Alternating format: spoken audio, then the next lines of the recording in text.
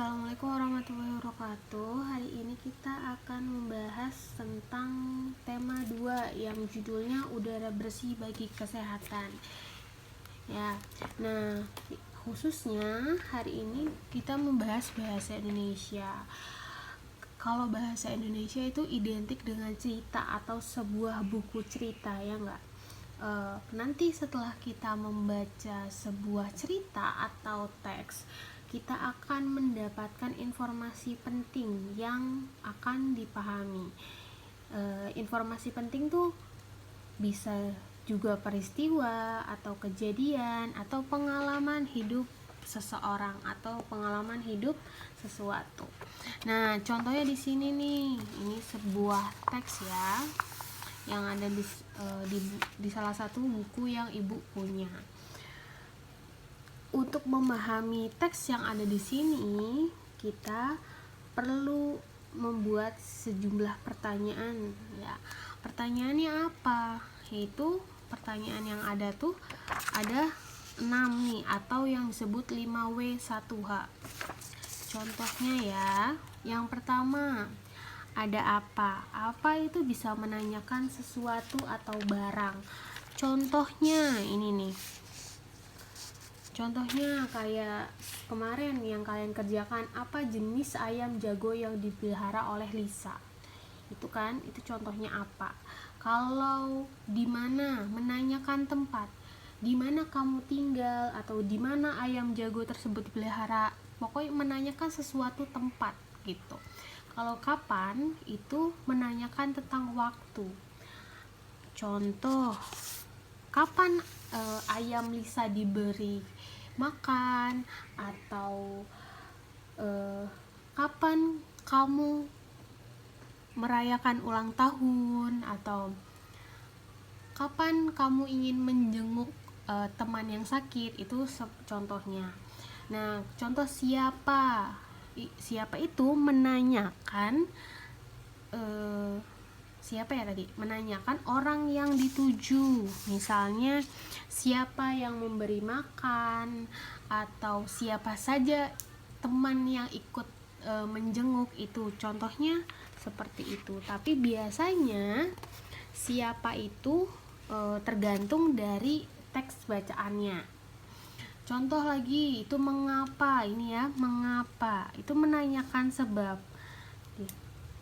Contoh yang pertama itu misalnya, mengapa Lisa sering duduk di teras rumah? Mengapa? Biasanya jawabannya itu ada tambahan jawaban pertama itu karena Lisa sering memperhatikan ayam jago dari teras rumah. Yaitu ibu contohnya dari tugas kemarin yang sudah kalian kerjakan. Contoh yang paling sederhana misalnya, mengapa adik Lisa menangis? Contoh ya. Nanti dari mana jawabannya? Teks bacaan yang kalian pahami. Itu contoh-contoh yang mengapa.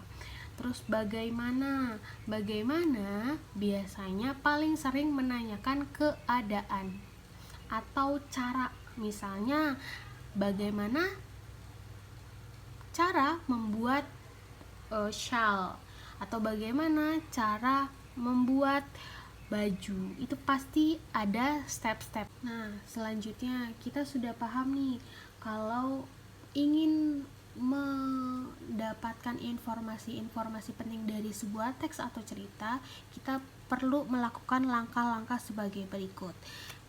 Nah, yang pertama itu lihatlah judulnya, baca judulnya itu apa. Bagaimana ikan bernapas. Oh, sudah judulnya, kalian bisa membaca seluruh teks dengan seksama. Kalau sudah, selama membaca, kalian boleh menggarisbawahi hal-hal yang menurut kalian penting, atau boleh menggarisbawahi ide pokoknya, atau bisa juga kalian menulis atau mencatat apa yang penting. Kalau sudah, kalian bisa mengetahui isi bacaan secara keseluruhan. Oh, ini apa ya yang dibahas? Oh, ini siapa ya yang yang dibahas di sini itu siapa saja, itu bisa dilihat. Menjawab pertanyaan apa, di mana, kapan, siapa, mengapa, bagaimana, biasanya bisa berdasarkan teks ini. Kalau sudah, kalian bisa menjawab pertanyaan yang diberikan berkaitan dengan isi teks. Contoh nih ya, hewan apa yang dibahas dalam teks di atas? Sesuai teks di sini ya, ada enggak? Misalnya, ada yang jawabannya itu lumba-lumba, kuda nil, ikan paus. Nah, tadi kalau kalian baca, perhatikan itu ada di yang pertama.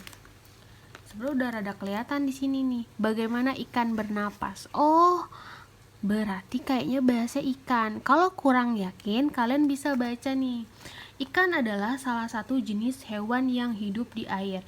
Meski hidup di air, ikan juga sama seperti manusia, membutuhkan oksigen untuk bertahan hidup. Udah nih sampai sini. Nanti kalau kalian bisa baca semua, itu hanya mencontohkan nomor 1. Berarti bahas ikan. Jawabannya adalah C. Gitu. Nah, contoh lain yaitu ada di LKS. Boleh halaman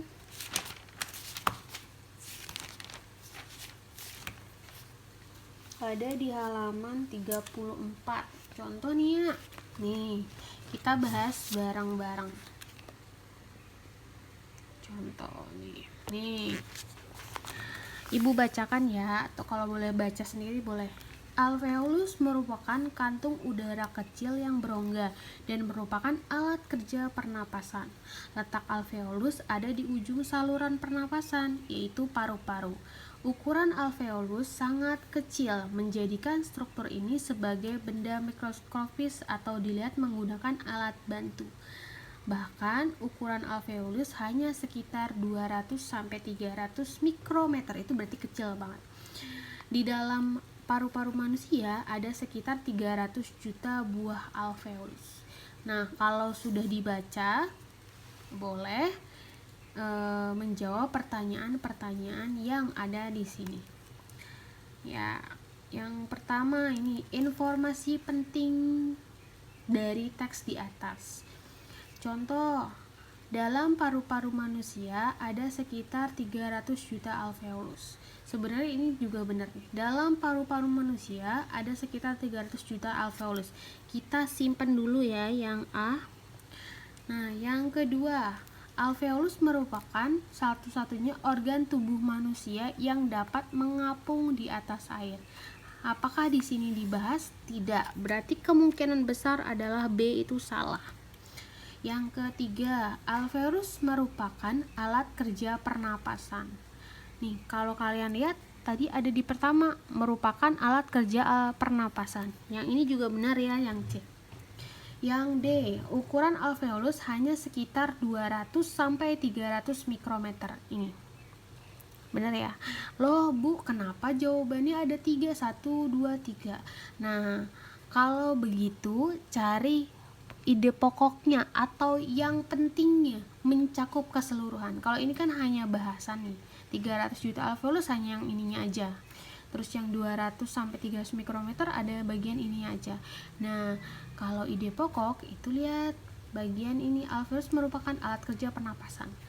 Nih, bagian yang pertama itu merupakan ide pokoknya atau informasi pentingnya. Selanjutnya itu hanya kalimat pengembang. Dari sini sampai sini itu merupakan kalimat pengembang. Masih nyambung sama tema yang pertama ya. Nah, yang kedua itu nih, pertanyaan yang jawabannya terdapat pada teks, yaitu kalau kalian memahami isi ini, itu kalian bisa menjawab yang ini. Mengapa alveolus berukuran sangat kecil? Singkatnya, di sini memang ada ukurannya, tapi tidak dijelaskan mengapa ukurannya kecil. Berarti jawaban yang A itu salah. Yang kedua, bagaimana cara kerja alveolus dalam sistem pernapasan manusia? Di sini tidak menjabarkan tentang bagaimana cara kerjanya, hanya memberitahu letaknya di mana, ukurannya berapa, dan ada berapa buah alveolus. Itu hanya pembahasan inti-intinya saja.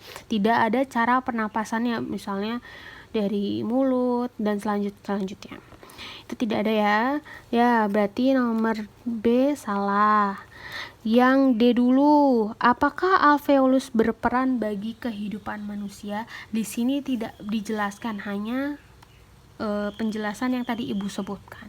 Nah, yang C baru nih. Di mana letak alveolus? Kalau kalian perhatikan ada di sini, letak alveolus ada di ujung saluran pernapasan. Nah, makanya penting bisa baca ini dulu baru pertanyaannya.